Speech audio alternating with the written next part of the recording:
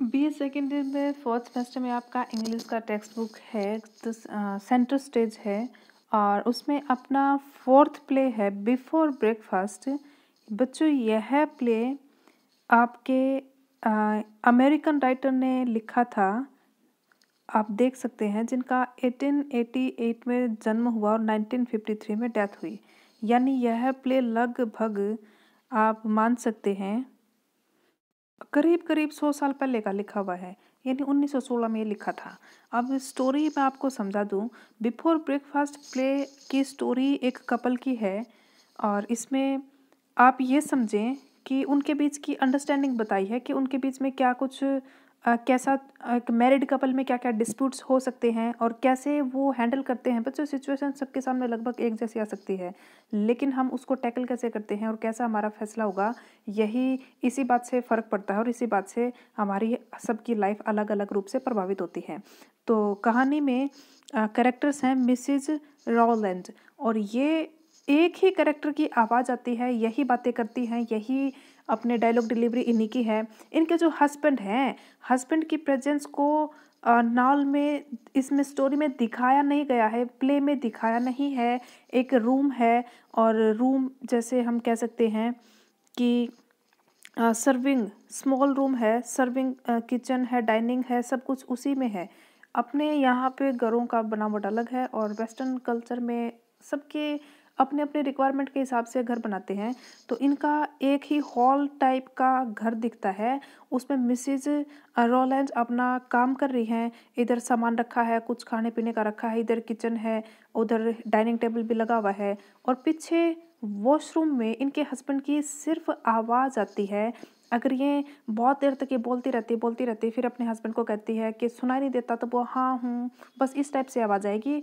अब कहानी में क्या है कि आप मान के चलो कि कोई इंसान घर में बहुत सारी चाय पीता हो, खुद तो बहुत सारी चाय पी जाएंगे और जब दूसरा इंसान चाय पिएगा तो कहेंगे इतनी चाय पी ली। और खुद उस टाइम मान लो कि दूध का रोल आ गया कि भी सारा दूध घर में चावल लग गया। अब वो खुद तो दूध में पत्ती गिर गिर पीवा और दूसरा मानस पानी पिंगली पियो, उसने भी कहा तो सारा दूध तनचा में खिंडा दिया। एक एग्जाम्पल यो।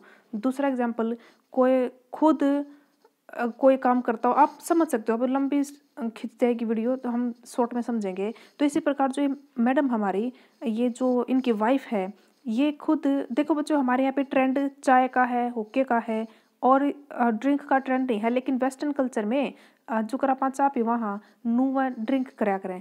तो यह क्या है कि सारी ड्रिंक तना खत्म कर दी, खुद सारी बार ड्रिंक करता रहा है, उलाना देती देती नू दिखा कि उसने मत दिखती को नहीं, और तो बाथरूम में बढ़ रहा है और घूट मार का सारी बोतल ने सपड़ा दी है और फिर उल्टी टेक दे उसने। कहने का मतलब है कि इसको आपने उलझना नहीं है ड्रिंक पे।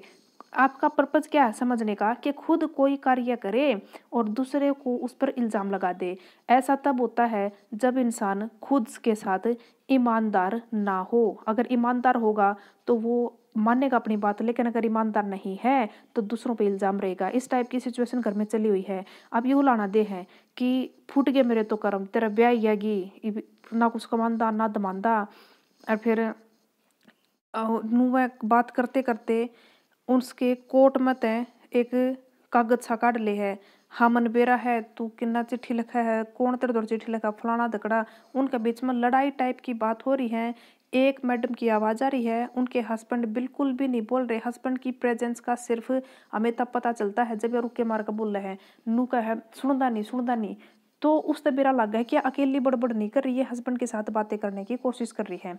दूसरे ये उलाने दे दे का मेरे घर के पहले नाटक थे ना, ब्याह करा है मन ने सोची तेरे पिताजी भी तेरे फादर भी कि मैं प्रॉपर्टी जोड़ रहे होंगे, देखा तो नंगड़ लकड़िया तेरे द्वारा हाथ पल्ला कुछ नहीं, ना तू काम धंधा करता, एक नौकरी थी वह तू छोड़ आया, मैं मसा कमा कर तेरा पेट पालू हूँ, घर चलाऊ हूँ, फलाना दखड़ा। ये सब लड़ाई चलती रहती है क्योंकि हमारा प्ले है।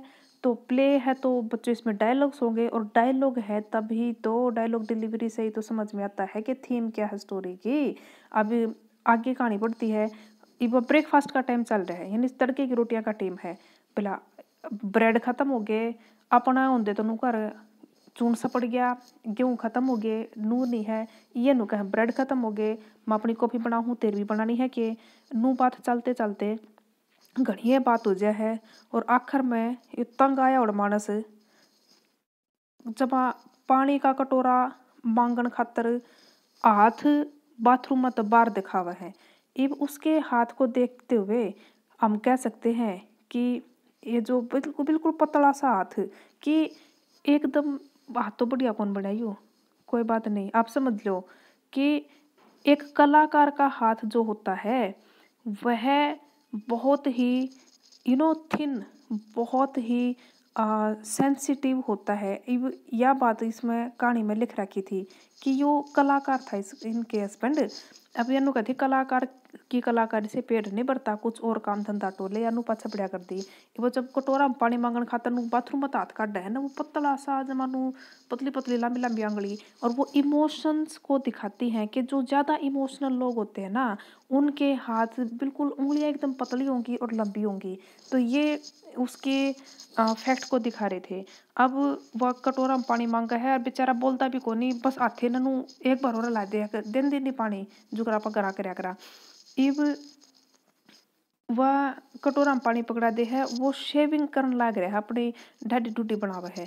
इब बहुत बार होली है लड़ाई झगड़ा बातचीत इधर उधर की चलते हुए फाइनली वॉशरूम में से आवाज आती है या रुके मारे है, वो अगला बोलता है नहीं, फिर वॉशरूम में से धड़ाम की आवाज आवेगी और धड़ाम की आवाज आती है, फिर या रुके मारा है एल्फर्ड एल्फर्ड एल्फर्ड तो बोला को नहीं।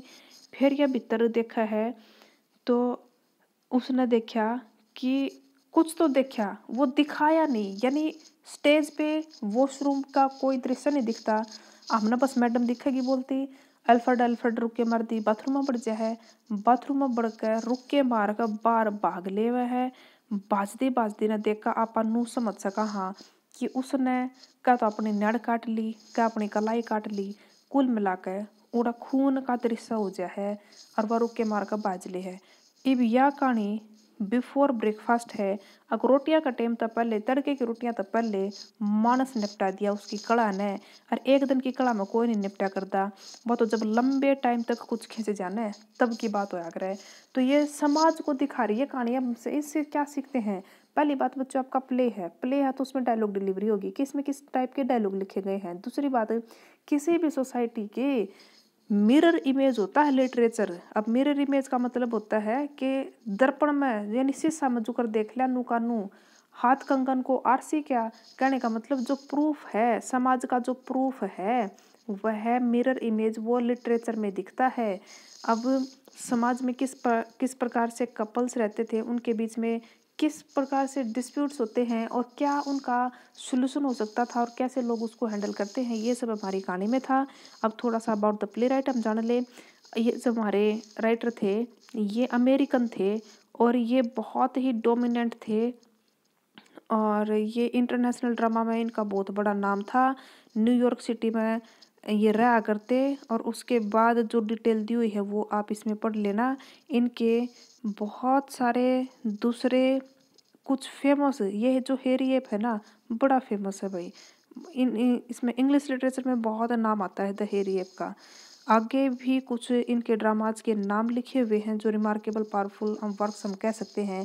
फिर आगे बढ़ते हैं तो अबाउट द प्ले का हेडिंग आ गया। अबाउट द प्ले क्या था, 1916 में लिखा आया, मोनो ड्रामा था, बस एक के जने लुगाई का इसमें सीन है और दूसरा मानस की सिर्फ आवाज आवेगी, वो बस हाँ हूँ मैं नुबेरा लग गया है कि दूसरा करेक्टर भी करा कोई बैठा है।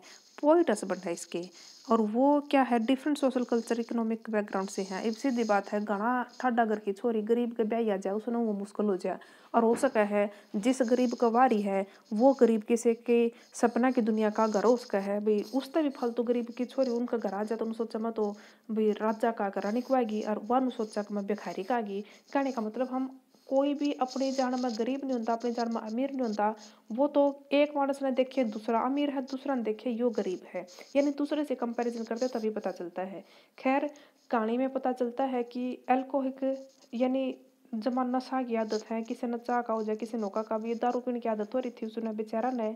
अनफेल्थफुल है यानी लेडी उस पर विश्वास नहीं कर पा रही, उसको लगता है कि इसका अफेयर चल रहा है बाहर।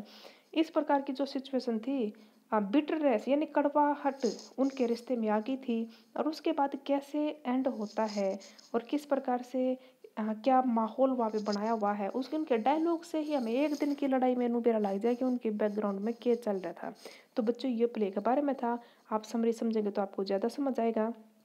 अब इसमें एक्सटेंडेड ग्रामर में आपका रिज्यूम राइटिंग का है। रिज्यूम क्या होता है, जब आप किसी कहीं भी नौकरी, जब मान लो आपकी ग्रेजुएशन होगी, ग्रेजुएशन के बाद जब आप कहीं अपना बायोडाटा लिखोगे कि मैं ये नाम, ये उम्र, ये क्वालिफिकेशन यहाँ से इस साल में इतनी परसेंटेज से यह डिग्री पास कर रखी है और ये उस एक्सपीरियंस वर्क का है और उसके अलावा ये कंप्यूटर आवा है नहीं कि मतलब आपके जो भी आपको आपकी प्रोफेशनल क्वालिटीज़ हैं वो लिखनी है और फिर आप बायोडाटा जमा कराया करो और फिर उसके हिसाब से थारा सिलेक्शन होया करें।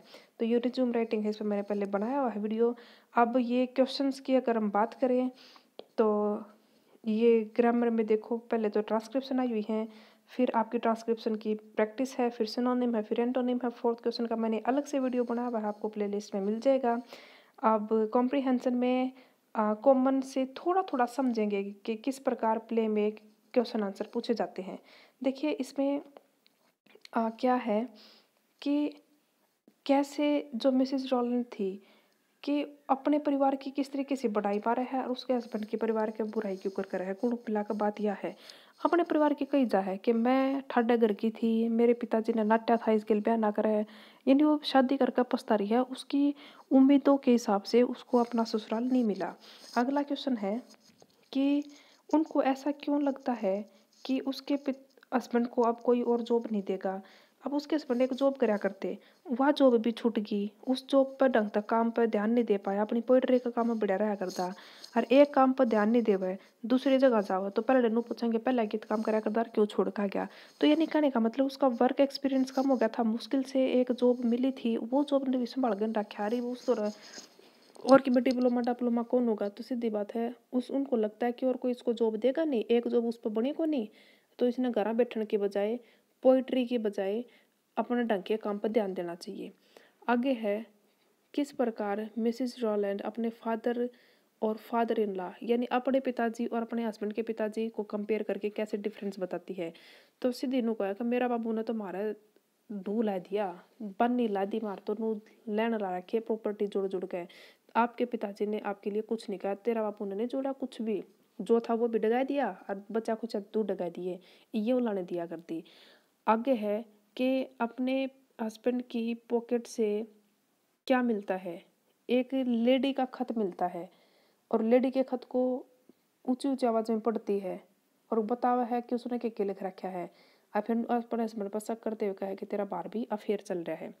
आगे हेलेन कौन है, अब जिस लेडी का खत मिला देखो भी बच्चों वो हेलेन है। ओके, अगला आगे लिखा हुआ है कि ऐसा क्या है जिसकी वजह से मिसिज रॉलन थिंक करती है, सोचते हैं कि उनके जो आर्टिस्ट या पोइट होंगी। कहने का मतलब है थिंकिंग, कैसे उनकी थिंकिंग बनी मिसिज रॉलैंड की कि जो लेडी हेलेन है वो आर्टिस्ट या पोइट ही होंगी जिनका खत उनके हस्बैंड के पॉकेट में मिला है। ये बच्चों आप डी और ई का एक ही आंसर आप रेडी कर सकते हो क्योंकि दोनों एक दूसरे से जुड़े हैं कि उनके पॉकेट से एक लेटर मिलता है हेलेन नामक लेडी का और उस लेडी ने बातें की हुई थी, तारीफ की हुई थी उनके हस्बैंड के काम की और इस जिस प्रकार से बातें लिखी हुई थी और उन उस पर उससे आइडिया लगा कि ये लेडी कोई आर्टिस्ट ही होगी। अब हो सके हम वो भी तो प्रोफेशनली हम किसी को जान लेते हैं, लेकिन जब का तो मानस में कि मैं कमी लागेगा फिर उसकी सोच में कुछ होगा जिस वजह से उसको लगता है कि अफेयर ही है इनका, लेकिन हमेशा ऐसा हो जरूरी नहीं है। अब उनको लगता है कि उनके हस्बैंड आर्टिस्ट हैं, पोइट हैं, तो उसके गिल लगन वाली भी तो पोइट ही होगी या फिर उनके जान पहचान के जितने दोस्त होंगे वो भी तो पोइट ही होंगे, इस वजह से उनको लगता है कि वो पोइट ही होंगे। नेक्स्ट है अल्फ्रेड को पैसे के बारे में कैसे, अल्फ्रेड ने क्या किया उस पैसे का जो कि उसे अपनी घड़ी से मिले थे। अब घड़ी बेच कर काम चला रहे हैं, कुल मिलाकर चीज डगा डगा का अपने इनका खर्चा चलन लग रहा है। अब घड़ी बेच कर करना तो चाहिए था कुछ और, लेकिन ये आर्टिस्ट अपनी आर्ट में उन पैसे को खर्च कर देते हैं जिसकी वजह से इनकी वाइफ को गुस्सा होता है और वो कहती है कि तुमने तना घर का राशन लेने के बजाय तना और कितने पैसे ला दिए। आगे है मिसेज रोलैंड फ्रस्ट्रेटेड क्यों है। अब उन्होंने शादी की थी, सोचा था घर बार बढ़िया होगा, तगड़ा ब्योत होगा, प्रॉपर्टी होगी, प्रॉपर्टी पाई को नहीं। और ये पीण लग गया हस्बैंड भी बेचारा अपने गोनी घना गुजारा हो पाया। ये सब बातें देखते हुए अगली का नूर है जन तू घर चलावा है। कुल मिलाकर इनकी आपस में इक्वेशन बिल्कुल भी सही नहीं है। नहीं तो कोई भी घर चला सके, हर कोई भी समस्या सबके सामने आती है, पर इनकी आपस में बढ़ती है नहीं, इसलिए आप फ्रस्ट्रेटेड हो रही बेचारी। अगला क्वेश्चन है बच्चों, इनको 100 वर्ड्स में आपने लिखना है कि आपने क्या सीखा फैमिली बैकग्राउंड के बारे में, जो कि ये जो रोलेंस के फैमिली बैकग्राउंड के बारे में आपने क्या सीखा प्ले में। ये प्ले एक लाइन में आंसर कर सका अगर छोटा होता तो, लेकिन ऐसे टाइप क्वेश्चन है तो उसके लिए क्या करना होगा, हमने समझना होगा कि स्टार्टिंग में प्ले कैसे ओपनिंग सीन होता है, कहानी आगे कैसे बढ़ती है। उस कहानी के आगे दौरान बढ़ने के दौरान जब मिसेज रोलैंड अपने डायलॉग सुना अपने हस्बैंड को, एल्फ्रेड एल्फ्रेड बोल बोल के उसका नाम का बेरा लग गया। जब उसके डायलॉग सुना है तो उसका बेरा लग गया बात बात में कि वह क्या कहना चाहा और उसने के बैकग्राउंड के बारे में बातें डिटेल में बताई हैं। उसने बताया कि उसका बाबू उस खातिर कोई प्रॉपर्टी नहीं जोड़ के गया, जबकि छोरी का बाबू ने उनका घर में बहुत सारे धन जोड़ रखा है और सारे उनकी शादी के खिलाफ थे, पर छोरी की जिद थी तो सारे घर के मान के इन्होंने कहा मैं पछता रही हूँ।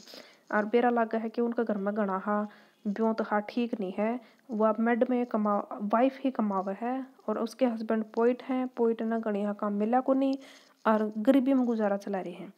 आगे है, अपने हस्बैंड को छोड़ के क्यों नहीं जाना चाहती थी अपने पेरेंट्स के पास। इवन नु थी अगर मैं तो चाहिए चले जाऊँ, मेरा बाबू भी मैंने ब्याह देगा। फिर मैंने सोचू हूँ मन ने फैसला लिया था और पनु कहेंगे अगर तेरा ऐसा ही फैसला था तू उड़ चली गई, तेरा कुकरे काम नहीं चल रहा, यानी कुल मिलाकर अपनी बेइज्जती महसूस होती उसने उसके छोड़ के जाते हुए, नहीं तो वह चली जाती उसके घर से। अब अपना फैसला उस पर पुगा रही थी कि मैं ला लो, वो सोच रही थी जानू उम्मीद सी थी जानू सबकी मैं ठीक हो जाए, इस वजह से वो जा नहीं रही थी, जैसा कि उनकी बातों से हमें पता चलता है। कमेंट करना है जो मिसेज रोलैंड का जो व्यवहार था अपने हस्बैंड के प्रति, देखिए रिस्पेक्टेड तो बिल्कुल भी नहीं था। अब वो खुद लुकमा कि मैं काम कर जाए और दूसरा मानस टिका देता तो नू कर देता तो नू कर दिया, यानी कुल मिलाकर वो ईमानदार नहीं थी। तीसरी बात, वो खुद कमाया कर दी, इस बात का वो उलाना दिया कर दी, इन अपने पति को और ज़्यादा इंसल्टिंग महसूस हुआ करता है, यानी यह बात भी हमें सही नहीं लगी। चौथी बात, ठीक है उसके हस्बैंड की उसके साथ इक्वेशन सही नहीं थी, लेकिन उनको बातें करने का तरीका दूसरा उसका था। वो बात बात पर अपने घर की तो बढ़ाई मारा कर दी और उनके घर के बारे में बुरी भला कहा कर दी। हो सका है असली में उनके घर के बहुत बढ़िया हूँ, हो सका है हस्बैंड के घर वाले बहुत अच्छे ना हो, पर इसका मतलब ये नहीं कि हम किसी की इंसल्ट करेंगे। अब कुल मिलाकर उसका व्यवहार अपने पति के प्रति बिल्कुल भी सही नहीं था और वह बात बात पर लाना नू दिया करती कि मैं तेरा गुजारा कर रही हूँ, मैं तेरा पेट पाल रही हूँ। आगे है, मिसेज रोलैंड ने दूर भागते हुए बेडरूम में क्यों आती है प्ले के एंड में। कुल मिलाकर शुरुआत तो शुरू कर दो कैसे ओपनिंग सीन है, कहानी आगे बढ़ती है, ये आर्गूमेंट्स होते हैं, लेटर मिलता है, लेटर के बारे में ये बात होती है, घर वालों के बारे में ये बात होती है। उसके बाद वो कोई एल्फ्रेड एल्फ्रेड रुके मारे जा, एल्फ्रेड जवाब को नहीं देता, बीच में एक कटोरा पानी मांगा है बस। अब उसके बाद वो मुँह का है दड़ामते ही क्या आवाज आई लास्ट में, बाथरूम में जावा है तो रुक के पर दी बाहर आवा है, दिखदा तो कुछ है को नहीं, nothing was clear but we can imagine, हम गैस कर सकते हैं कि वहाँ पे उसने ब्लड देखा। ब्लड क्यों देखा, क्योंकि कद उसने नब्ज काट ली कि उसने अपना गला काट लिया कि मैं तो उसका है। अब कुल मिलाकर वो बेहोश हैं और धड़ामते की आवाज़ आने के बाद और खून पसरा हुआ देखकर चीखती चिल्लाती बाहर भाग जाती है। क्या तो डरती बाजगी क्या सोचे थी तेरा सर हो गई के मेरा भी क्यों कर गई बा, कुछ नहीं कह सकते। आगे क्वेश्चन है 300 वर्ड्स में कि टेंशन्स इन अ मैरिज, कि शादी में क्या क्या समस्याएं हो सकती हैं। हमारे राइटर ने एक मोनोलॉग के द्वारा दिखा दिया और वो मिसेज रोलैंड के मोनोलॉग द्वारा, यानी एक के मानस बोल रहा है पूरे प्ले में, वह कौन है मिसेज रोलैंड, एक ही करेक्टर है। दूसरा करेक्टर की प्रेजेंस का सिर्फ नू बेरा लग है, जब और के मार का पूछा उसका नाम ले तो नू बेरा लगा भी हाँ एकली कौन बोलती बड़बड़ांदी कौन किसी मानस ने सुनाने लग रही है। जो अगर हमारा थर्ड सेमेस्टर में था द माई लास्ट डचेस, उसमें भी क्या था, रॉबर्ट ब्राउनिंग ने माई लास्ट डचेस का बेस्ट एग्जाम्पल दे रखा है ड्रामेटिक मोनोलॉग का। मोनो का मतलब सिंगल और लोग का मतलब कन्वर्सेशन लैंग्वेज से जुड़ा हुआ शब्द है। मोनोलॉग एक के इंसान की बातचीत, डायलॉग में दो इंसान शामिल हो जाते हैं, दो के बीच की बातचीत। अब पूरे प्ले में मिसेस रॉलैंड का ही एक डायलॉग होता है, एक वो मोनोलॉग होता है, हम कह सकते हैं कि उनकी ही बातचीत चल रही है। अब वो दिखाती है बातों से कि मैं कमाऊँ हूँ, तू को नहीं कमांदा, मेरे घर के बढ़िया तेरे घर के बढ़िया को नहीं, सारे नाटक थे ब्याह ना करा, मैंने जिद करके ब्याह कर दी, बेइज्जत करके ब्याह कर लिया और मैंने जिद करने के बाद मैं पछता रही हूँ। कुल मिलाकर नेगेटिव नेगेटिव बातें छाटने लग रही है, एक भी पॉजिटिव बात को नहीं कर दी, ना तो नुकनती कोई बात नहीं कमा लेंगे, एक तो सूत्र डाल है कि या जॉब ठीक को नहीं वह जॉब पकड़ ले और नू कर ले तो और बढ़िया हो जाएगा। ये सब कहने की बजाय शिकायतें शिकायतें शिकायतें ही मिसेज रोलैंड के मुंह पे होती है हमेशा। और अपने हस्बैंड के लिए रिस्पेक्ट हमें बिल्कुल भी नहीं लगी, वजह कुछ भी हो, लेकिन रिस्पेक्ट तो हर इंसान की होनी ही चाहिए।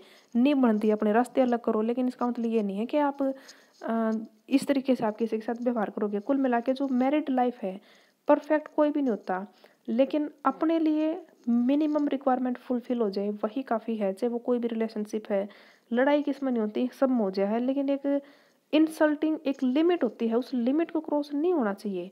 एक इंसल्टिंग बिहेवियर नहीं होना चाहिए। एक टाइम पे अगर कुछ हो भी जाए तो दूसरी तरफ उसको सुधारा करा करते हैं, सुधार होना चाहिए, सुधारना चाहिए। लेकिन आप एक ही गलती पे बार बार चले जा रहे हैं, this is not right, this is totally wrong, ऐसा हमारा विचार है। और उसके अलावा जब आप समरी पढ़ोगे तो भी अपने तरीके से आप लिख सकते हो। आगे है कैरेक्टर्स हैं जो अल्फ्रेड और उनकी वाइफ के, वो उनके मोनोलॉग द्वारा कैसे पता चलता है? ये भी बहुत अच्छा क्वेश्चन है। कहते हैं कि कैसे क्लियर हो जाता है? एविडेंट मतलब क्लियर हो जाना, प्रत्यक्ष हो जाना, सामने आ जाना, कि उनके कैरेक्टर कैसे सामने आते हैं? उनके मैडम जो इनकी मिसेस थी उनके मोनोलॉग द्वारा। देखिए, इसमें हम शाब्दिक रूप से जो वर्ड लिखे हैं उनके एक्सप्लेन करेंगे कि मोनोलॉग होता क्या है, ये बताएंगे। फिर बताएंगे कैरेक्टर्स क्या है। ओके, प्ले में कैरेक्टर्स का बहुत इंपॉर्टेंट रोल होता है और यहाँ पे एक कैरेक्टर ही बोलता है, दूसरे कैरेक्टर की प्रेजेंस का सिर्फ अनुभव हमें होता है उनके डायलॉग, उनके मोनोलॉग के द्वारा। अब मिसेस रॉलैंड वाइफ हैं, अल्फ्रेड उनके हस्बैंड हैं। स्टार्टिंग में ओपनिंग कैसे है प्ले की, कि एक गरहा दिखा रखा है, हॉल है, वहीं पे किचन है, वहीं पे डाइनिंग टेबल है, वहीं पे और सामान रखा हुआ है। इधर वॉशरूम है, वॉशरूम उनके हस्बैंड के होने की प्रेजेंस का हमें पता चलता है। वो शिकायतें लगाती रहती हैं और कैसे कि मैं ही कमा रही हूँ, तुम नहीं कमा रहे, वो तुम्हारे अफेयर का हमने पता चला, यानी जितनी भी बातें मैंने आपको इस वीडियो में बताई, वो सब बातें सुन सुन के आ, उनके बीच में जो भी रियलिटी, अब एक दिन की लड़ाई इतनी बड़ी कभी भी नहीं पूछा करती, बहुत लंबा टाइम लगता बच्चों किसी भी बात को बढ़ने में। अब उनकी मेंटालिटी ऐसी बनी हुई थी, वो बेचारा सुने सुने जाओ था और वह सुनाए सुनाए जाओ थी, जो भी वजह थी। कुल मिलाकर एक लंबे टाइम तक ये सब चला होगा, तब जाके इस सिचुएशन पे वो आए होंगे। तो धीरे धीरे हमें पता चलता है कि जब वो अपने घर वालों की बुराई करे, उनके घर वालों की बुराई करे है, अपने कमाने का बताओ, मैं तेरा पेट भरूँ, उसकी कमाई ने नू का तन एक नौकरी मिली थी वह ढंग से वह तरफ होगी नहीं, दूसरी नौकरी तन कौन देगा। इन बातों से पता चलता है कि वो अपने हस्बैंड के बारे में क्या सोचती है, मैरिड लाइफ में क्या क्या टेंशन हो सकती हैं। पहली बात तो कमाई की है। अब कमाई नहीं होगी तो दिक्कत, कमाई पहला काम है, फिर और बातें हुआ है भी, ट्रस्ट है, रिस्पेक्ट है, अंडरस्टैंडिंग है, एक दूसरे के साथ व्यवहार है, या फिर एक दूसरे के घर वालों की रिस्पेक्ट है, बहुत सारी बातें फिर उसके बाद शामिल होती हैं। या फिर कह सकते हैं इनमें से एक भी चीज़ मिस है तो जितने भी पिलर पे, मान लो बहुत सारे ये हैं अपने खंबे हैं, उन पर कोई छत टिक रही है, एक भी पिलर अगर कमजोर है ना तो मान लो इस छत की मजबूती पे उतना ही डाउट हम कर सकते हैं। अब इनके बीच के रिलेशनशिप बिल्कुल भी सही नहीं था, ये हमें डायलॉग्स में पता चलता है। और किस प्रकार वो, जब आप समरी हिंदी समरी पढ़ेंगे तो आपको और भी क्लियर हो जाएगा। आगे है appropriateness of the title. Title कितना उपयुक्त है, इस पे हमने कमेंट करना है। टाइटल कौन सा? Before breakfast. ओके, अब इसका वर्डली मीनिंग बताएंगे। ब्रेकफास्ट होता है मॉर्निंग टाइम का खाना, बिफोर ब्रेकफास्ट उससे पहले ही कुछ हो जाए, ये हमारे प्ले के टाइटल का वर्डली मीनिंग है। अब इसमें हमारे राइटर ने क्या दिखाया है कि एक वाइफ है और वाइफ अपने हस्बैंड को लेकर बहुत परेशान है, उसके वर्क को लेकर बिल्कुल भी खुश नहीं है। उनको लगता है कि उनके हस्बैंड को पोइट्री का काम छोड़ देना चाहिए। अपने हस्बैंड को सपोर्ट करने की बजाय, समझाने की बजाय, एक तो नुका के कोई बात नहीं, तेरा जो जी करा वो कर, चल जी कर रहा है वो कर, वो काम करने में कमाई नहीं हो रही है तो समझा के साइड बाय साइड तो कर सका है, लेकिन एक के काम के ऊपर सारी गोडी डाल दी, सारी जिंदगी एक के काम पर ला दी, यह भी बात ठीक को नहीं, भी गुजारा ढंग तक नहीं हो रहा। इब अगला मान नहीं रहा इसकी बात, यह बात भी सही है। अगली फ्रस्ट्रेटेड क्या तो हो रही है कि उसको सहारा नहीं, उसके हस्बैंड का, उसकी फैमिली का सहारा नहीं, अगली की शिकायतें भी सही है। यानी कुल मिला के अब जो भी शिकायतें थी एक दूसरे दोनों में ही, एक इंसान के तो डायलॉग का एक भी वर्ड हमें सुनने को नहीं मिलता। एक ही इंसान की बातों से हमें पता चलता है कि उनके बीच में इक्वेशंस बिल्कुल भी सही नहीं थी। अब ये बिल्कुल सही बात है, खाना खाने का टाइम था, उसी टाइम पे उनकी लड़ाई हो जाए है। अनु लागा जानो नॉर्मल लड़ाई है, एक दिन लड़ाई हुई होती जब तो मानस बोल रहा रोज की लड़ाई में आदमी ढाले भी पड़ जाए है, तो हो सकता है ये रेगुलर रूटीन का काम हो। अब खाने से पहले ही उनकी लड़ाई इतनी बढ़ जाती है कि वो तंग है और मानस अपने सुसाइड करने का अटेम्प्ट करता है या फिर सुसाइड कर ही लेता है। ये क्लियर नहीं दिखाया, दिखाया तो बस नू है कि क्यों कर लड़ाई, हर लड़ाई होने के बाद क्या क्या आगे स्टेप उठा सकते हैं कोई भी। अब ये बिल्कुल सही टाइटल है क्योंकि खाने से पहले सारी घटनाएं हो जाती हैं, और ये सब हमने मेन क्वेश्चन लिख दिया। कोई भी ऐसे type question about the play and play right लिखते हैं, लास्ट में हम कंक्लूजन लिखेंगे, उसके बीच में जो बॉडी पार्ट लिखना है वो मैंने आपको समझा दिया है। बच्चों सभी प्ले का 5 से 7 लाइन में कंक्लूजन आप बना के लिख लें, वो आपका कोई भी ऐसे टाइप क्वेश्चन आ जाए उसमें काम आएगा। बेस्ट तो यही होगा कि क्वेश्चन के हिसाब से ही आप हर क्वेश्चन का अलग से कंक्लूजन बना के रख सकते हो, क्योंकि टाइटल का अलग से कंक्लूजन बनेगा, कैरेक्टर स्केच का अलग से कंक्लूजन बनेगा। लेकिन फिर भी स्मार्ट वर्क हम कह सकते हैं कि 7 एक लाइन का जो समरी है आपका प्ले का वो लिख लें, और जो आपने बॉडी पार्ट में लिखा है क्वेश्चन की उसमें से 2-3 लाइन उठा लें और वो भी इसमें ऐड कर दें, वो आपका बेस्ट कंक्लूजन हो जाएगा। Hard work plus smart work करें, अकेले हार्ड वर्क से या अकेले स्मार्ट वर्क से काम नहीं चलता है, दोनों का कॉम्बिनेशन होना चाहिए। तो बच्चों ये था आज का प्ले हमारा बिफोर ब्रेकफास्ट। अब एक ही प्ले रहता है। वीडियो थोड़ी लंबी होगी लेकिन मैंने कोशिश की कि जल्दी से जल्दी आपका सिलेबस निपटा दिया जाए और एक ही वीडियो में सारा कुछ सिलेबस आपका कवर हो जाए।